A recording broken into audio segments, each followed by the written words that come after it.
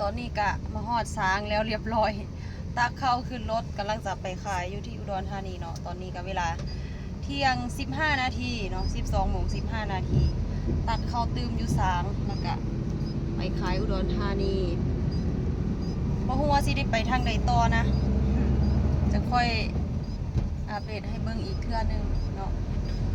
วันนี้ฝนตกหากระเสาแต่ว่าตกบ่แห้งดอกตกพอปล่อยๆนี่แหละ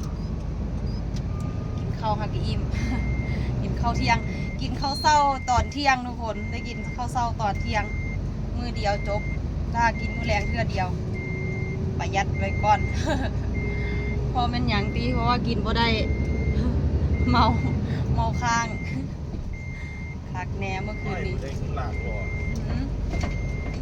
ดำ ทุกคนเป็นจังใดเดียวสลอค่อยอัปเดตให้เบิ่งอีกเทื่อนึงเด้อสบายดี